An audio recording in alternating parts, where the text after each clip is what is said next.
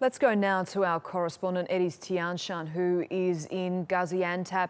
Eddie's, it almost seems inevitable that the US and Russia were going to have some problems through this ceasefire as it goes out.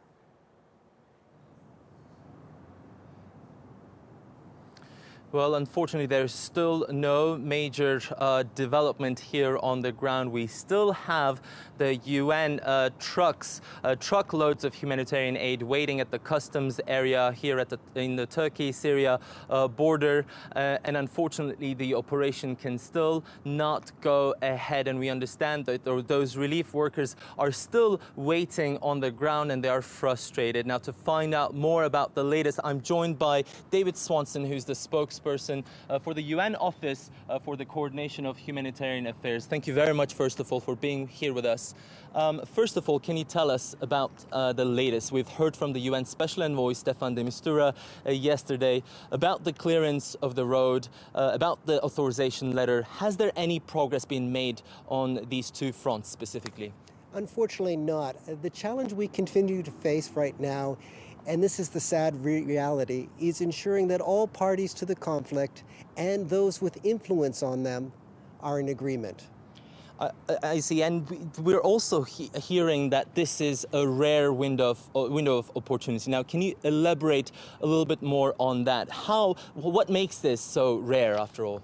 This is a rare, as you pointed out, this is a rare window of opportunity, and we want to take full advantage of this. The humanitarian community is fully in place right now to respond to the needs of thousands of people in eastern Aleppo. We don't want this window of opportunity to close. And you had already an operational plan in place. Now that the clock is ticking, is there additional aid waiting to come in to join those convoys, or are you waiting to send in those first? Can you tell us again about the plan that you have, about the operational plan? Sure, absolutely. The UN has a detailed operational plan in place right now. As I mentioned to you earlier, we currently have 40 trucks on standby at the Turkish border, ready to proceed across the border as soon as we get the green light. Each of those trucks carry assistance for thousands of people. Once we get the green light, we will proceed with 20 trucks carrying food assistance for 40,000 people for 1 month period. Immediately afterwards, provided the security clearance is assured, we will proceed with a second round of 20 trucks the day afterwards. And we know that Aleppo is just about 70 kilometers away, just across the Turkish border. What makes this operation so complex? It is actually a very close distance from the border. We're only about 70 kilometers, which is not a long way. The problem is you're talking about an active war zone with multiple armed groups, you have government forces, etc. On top of that is the logistics of the situation. Although it's only 70 kilometers, given road conditions on the ground, the trip from the border to East Aleppo takes between 4 and 5 hours.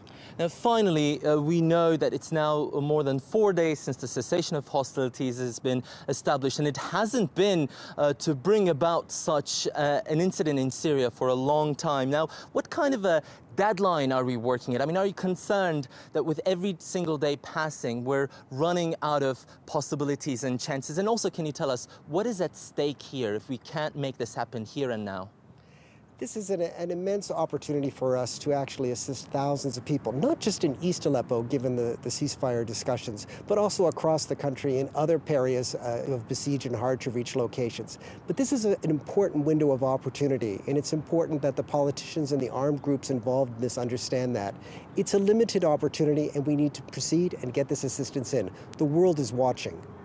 Thank you very much, David Swanson, the spokesperson there from UN OCHA office, who's in charge of coordinating this humanitarian aid. And I think the soundbite you heard right there is the headline. The world is watching. At this point, it is not just the warring parties on the ground. It's not just the Assad regime and the opposition, but it's really also those powers who have signed this agreement. It's the US and Russia that are also accountable for. And if they don't make this opportunity happen right now, there is the risk that both the groups on the ground and the Syrian people themselves might lose faith in the UN system altogether. Eddie's Tianshan near the Turkish-Syrian border. Thank you to you and also David Swanson for joining us.